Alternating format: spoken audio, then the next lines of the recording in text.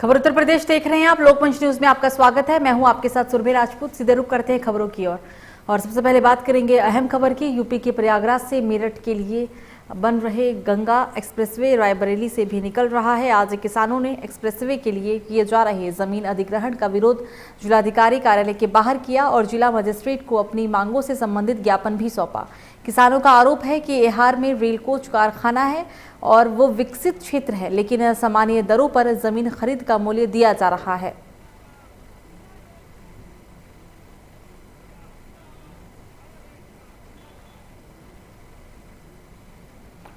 तो यूपी के प्रयागराज से मेरठ के लिए बन रहे गंगा एक्सप्रेसवे रायबरेली ये निकला है, लेकिन किसानों ने एक्सप्रेसवे के लिए कराए जा रहे जमीन अधिग्रहण का विरोध जिलाधिकारी कार्यालय के बाहर किया और जिला मजिस्ट्रेट को अपनी मांगों से संबंधित एक ज्ञापन भी सौंपा। किसानों का आरोप है कि एहार में रेल कोच कारखाना है और वो एक विकसित क्षेत्र है, लेकिन बावजूद इसके सामान्य दरों पर जमीन खरीद का उनको मूल्य दिया जाता है।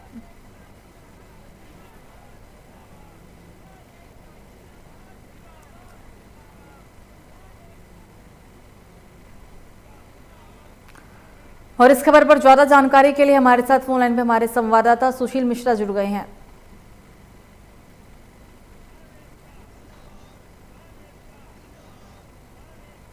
तो किसी तकनीकी समस्या के कारण उन तक हमारी आवाज नहीं जा पा रही है।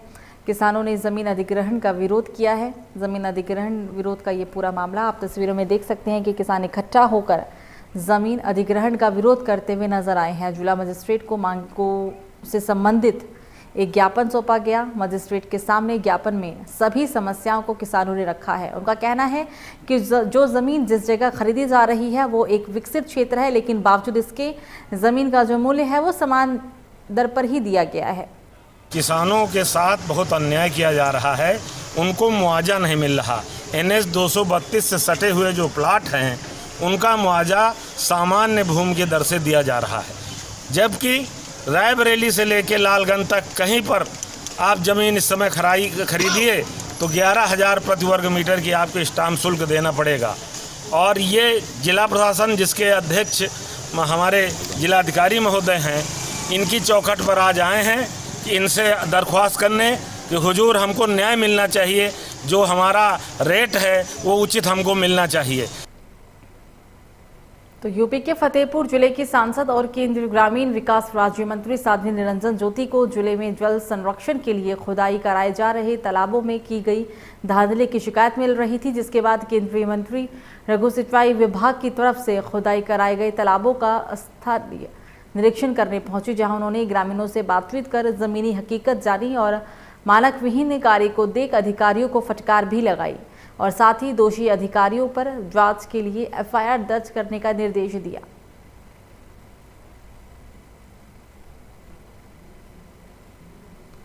तो यूपी के फतेहपुर के अंदर जिले की सांसद और केंद्रीय ग्रामीण विकास राज्य मंत्री साध्वी निरंजन ज्योति ने जिले में जल संरक्षण के लिए खोदाई जा रहे तालाबों में की गई धांधली की शिकायत उन्हें लगातार दी जा रही थी और इसी शिकायत के बाद केंद्रीय मंत्री लघु सिंचाई विभाग की तरफ से खुदाई कराए गए तालाबों का स्थलीय निरीक्षण किया है। उन्होंने ग्रामीणों से इस दरमियान बातचीत की है, जमीनी हकीकत को जानने की उन्होंने कोशिश की और मानक विहीन कार्यों को देखकर उन्होंने अधिकारियों को फटकार लगाया। दोषी अधिकारियों पर FIR दर्ज करने के भी उनके द्वारा दिशा निर्देश दिए गए।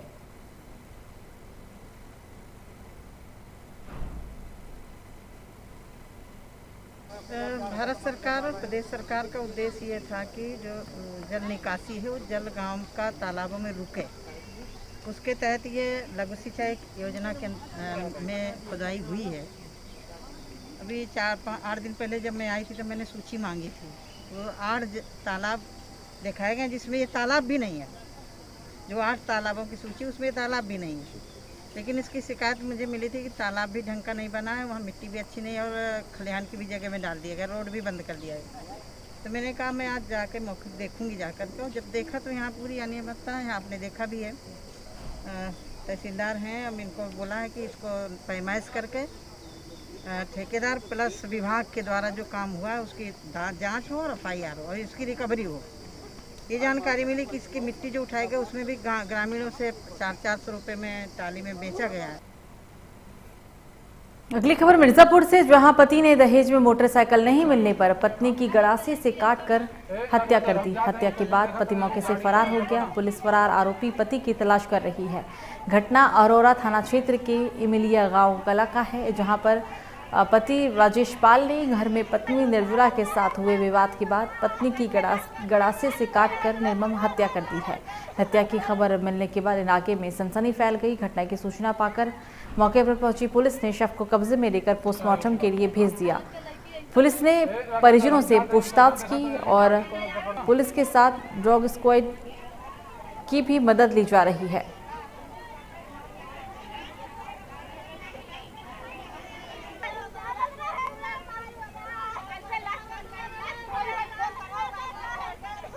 आज सुबह थाना अरोरा पुलिस को सूचना दी थी कि अमलिया कला गांव में एक निर्जला नाम की महिला की हत्या कर दी गई। इसी के संबंध में मृतका निर्जला के परिवारीजन द्वारा उसके पिता दशरथ पाल द्वारा थाना अरोरा पर 67/2021 मुकदमा प्राप्त करता है। धारा 304 B 497 A 3/4 दहेज नियंत्रण का। फिर हम लोग फोन किए तो भली भाग में पता। तो सहारनपुर की थाना सदर बाजार पुलिस और क्राइम ब्रांच को एक बड़ी सफलता हाथ लगी है। पुलिस और क्राइम ब्रांच की टीम ने अवैध पिस्टल, तमंचा व शस्त्र बनाने वाली फैक्ट्री का भंडाफोड़ किया। अंतर्राज्यीय गिरोह के 2 सदस्यों को भी गिरफ्तार किया गया है, जिनके पास से भारी मात्रा में अधबने हथियार और बने हुए भी हथियार मिले हैं। आपको बता दें कि सहारनपुर वरिष्ठ पुलिस अधीक्षक डॉक्टर S चनस्पा के आदेश पर अपराधियों के विरुद्ध चलाए जा रहे धरपकड़ अभियान के तहत ही पुलिस अधीक्षक नगर और क्षेत्राधिकारी नगर द्वितीय के कुशल नेतृत्व में बीती रात सदर बाजार थाना और क्राइम ब्रांच की संयुक्त टीम ने मुखबिर की सूचना के आधार पर दिल्ली रोड पर ग्राम मवी कला के पास आवास विकास के खाली पड़े क्षतिग्रस्त मकान में छापेमार कार्रवाई की, जहां अवैध तमंचा बनाने का लंबे समय से काम किया जा रहा था। पुलिस ने छापेमारी कर 2 अभियुक्त को मौके से गिरफ्तार किया और उनके पास से भारी मात्रा में बने व अधबने हथियार बरामद किए।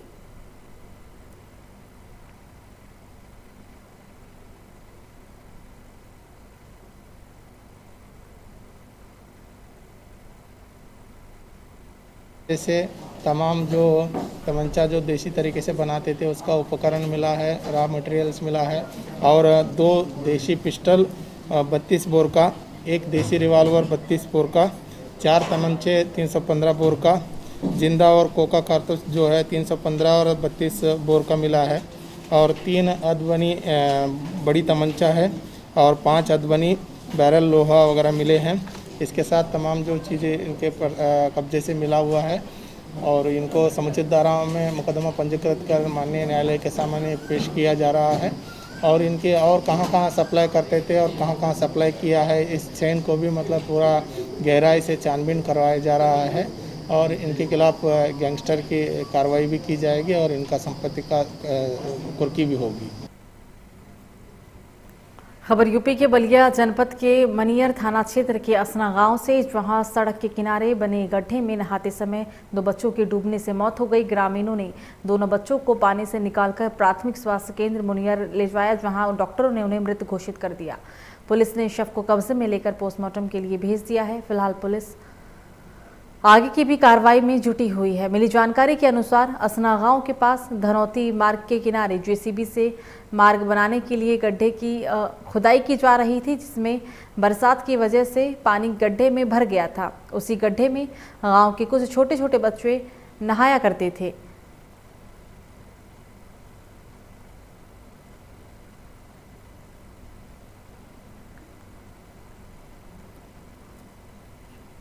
मेरे सामने बच्चे 3-4 बच्चे थे छोटे छोटे जो गए साइकिल से गए और वहाँ जो रोड बनाने के लिए जो मिट्टी निकाला गया है उसमें जा कर के नहाने लगे और उधरती जो है उसमें 2 बच्चे डूब गए। बाकी छोटे जो बच्चे थे और करके घर आए वही बताए तो गांव के लोग गए और उनको निकाल करके हम लोग हॉस्पिटल से ले आए। तो यहाँ पर क्या बतलाया गया है? यहाँ बताया गया है कि मतलब दम घुटने से ही पानी पी लेने से या दम घुटने से उनकी जो है डेथ हो चुका है। जी, अभी प्रशासन के पास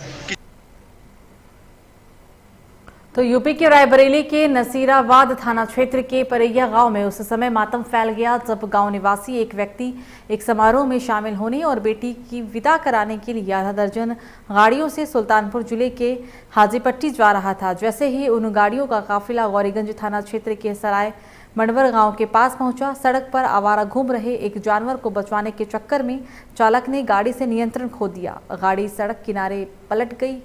टक्कर इतनी जोरदार थी कि गाड़ी बुरी तरीके से क्षतिग्रस्त हो गई।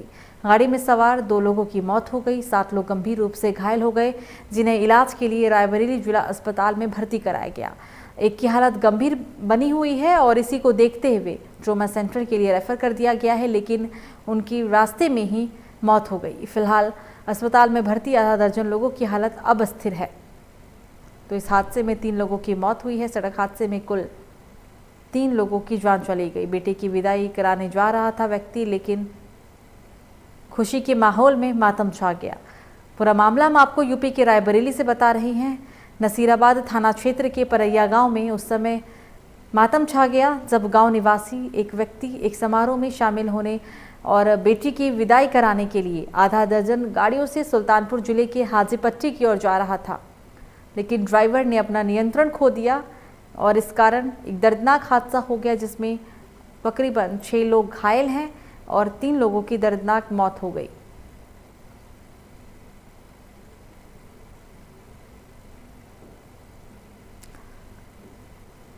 गौरीगंज थाना क्षेत्र के सराय मंडवर गांव के पास सड़क पर आवारा घूम रहे एक जानवर को बचाने के चक्कर में चालक ने गाड़ी से अपना नियंत्रण खो दिया। गाड़ी सड़क किनारे पेड़ से जा टकराई। टक्कर इतनी जोरदार थी कि गाड़ी पूरी तरह से क्षतिग्रस्त हो गई। गाड़ी में सवार 2 लोगों की मौके पर ही मौत हो गई। 7 लोग गंभीर रूप से घायल हो गए, जिन्हें इलाज के लिए रायबरेली जिला अस्पताल के अंदर भर्ती कराया गया। एक की हालत गंभीर देख उसे ट्रॉमा सेंटर रेफर किया गया, लेकिन रास्ते में भी उसकी मौत हो गई। फिलहाल अस्पताल में भर्ती आधा दर्जन लोगों की हालत स्थिर है, यानी इस हादसे में 3 लोगों की जान चली गई। शादी के घर में मातम छा गया। सड़क हादसे में 3 लोगों की मौत हो गई। तो यूपी के रायबरेली में शुक्रवार की दोपहर में सदर कोतवाली पुलिस ने जिले के सक्रिय अपराधी पप्पू चिकना उर्फ खालिद की करोड़ों की संपत्ति कुर्क कर दी। पुलिस ने ढोल नगाड़ा के साथ पहले तो मुनादी की और फिर नोटिस चस्पा कर 3 मंजिला मकान और एक लग्जरी गाड़ी को बरामद किया।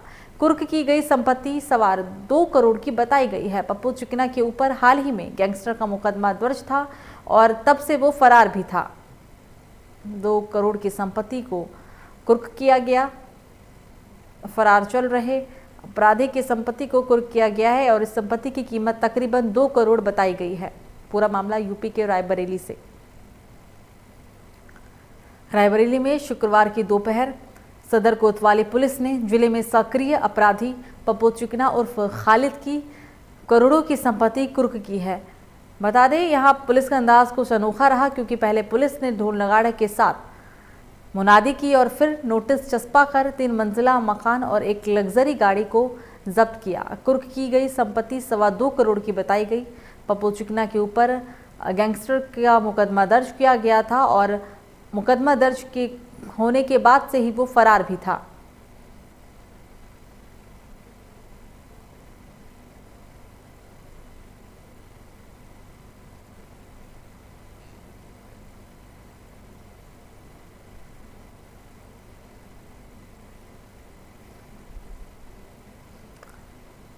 पुलिस ने 2 करोड़ की संपत्ति को कुर्क किया।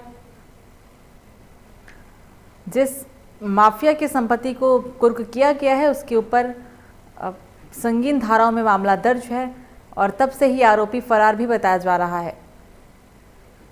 3 मंजिला इस इमारत पर पहले पुलिस ने नोटिस चिपकाया और नोटिस चिपकाने के बाद ही इस संपत्ति को कुर्क किया गया। तो खबरों में आगे बढ़ेंगे और बात करेंगे अब सहारनपुर की, जहां सहारनपुर की थाना कोतवाली नगर पुलिस को बड़ी सफलता हाथ लगी है, जिसमें चोरी की गई मोटरसाइकिलों के गिरोह का पर्दाफाश किया गया।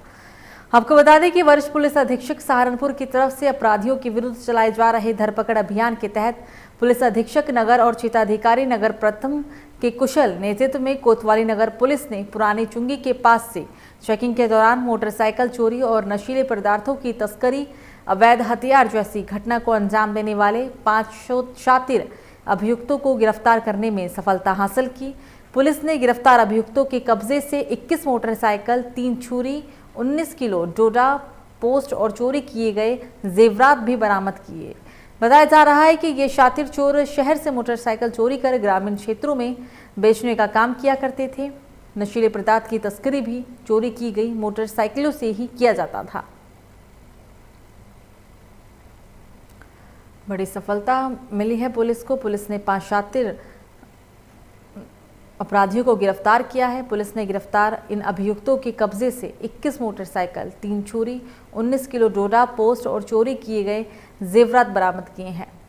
19 मोटरसाइकिल को बरामद किया गया। ये शातिर चोर शहर से मोटरसाइकिल चोरी कर ग्रामीण इलाकों में बेचा करते थे और नशीली पदार्थ की सप्लाई भी वो चोरी किए गए मोटरसाइकिल से ही करते थे।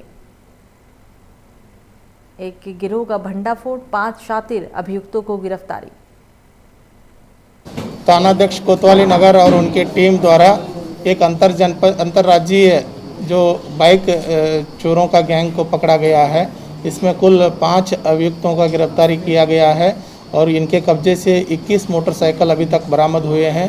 साथ ही साथ कुछ जो 19 किलोग्राम का जो डोडा है वो मिला है और इनके साथ नाजायज़ असलाह और कुछ फर्जी नंबर प्लेट्स भी बरामद हुए हैं। और ये पूछताछ में इनके खिलाफ कुछ अभियोग भी मतलब पंजीकृत पूर्व में है और अभी भी इनसे पूछताछ किया जा रहा है और ये जो कहाँ चोरी किए हैं और इनका कहाँ दर्ज है इसका पूरा गहराई से छानबीन किया जा रहा है। और भी मतलब उम्मीद है कि बाइक वगैरह बरामद होने का और इनमें नियमानुसार जो मुकदमा पंजीकृत कर माननीय न्यायालय के सामने पेश किया जा रहा है और आगे भी इनके। तो संभल जिले में पेट्रोल डीजल की बढ़ती कीमतों को लेकर कांग्रेसियों ने जमकर विरोध प्रदर्शन किया। कांग्रेस पार्टी के जिला अध्यक्ष विजय शर्मा और पार्टी के कार्यकर्ताओं ने संभल सदर कोतवाली क्षेत्र के चंदौसी चौराहे पर हाथों में होर्डिंग तख्ती पर अक्कड़ बक्कड़ बम्बे बो, डीजल 90 तो पेट्रोल 100 लिखकर सरकार विरोधी नारे लगाए और बढ़ती कीमतों के खिलाफ विरोध प्रदर्शन किया। हालांकि रास्ते में पुलिस ने कांग्रेसी कार्यकर्ताओं को गिरफ्तार भी किया है। इस दौरान कांग्रेस जिला अध्यक्ष ने कहा है कि इस लोकतंत्र में क्या विरोध करने का भी अधिकार नहीं है। उनको पुलिस ने रास्ते में ही गिरफ्तार कर लिया। जबकि कोविड के दौर में भी डीजल पेट्रोल इतना महंगा हो गया, लोगों की जेब कट रही है। वो सरकार से चाहते हैं कि डीजल पेट्रोल के दाम कम किए जाएं। तो संभल के अंदर कांग्रेस कार्यकर्ताओं का विरोध प्रदर्शन, कांग्रेसियों ने जमकर यहां सरकार विरोधी नारे लगाए हैं। कांग्रेस पार्टी के जिला अध्यक्ष विजय शर्मा और पार्टी के कार्यकर्ताओं ने संभल सदर कोतवाली क्षेत्र के चंदौसी चौराहे पर हाथों में होर्डिंग तख्ती और इन होर्डिंग तख्ती के ऊपर लिखा हुआ था अक्कड़ बक्कड़ बम्बे बो, डीजल 90 तो पेट्रोल पूरे 100।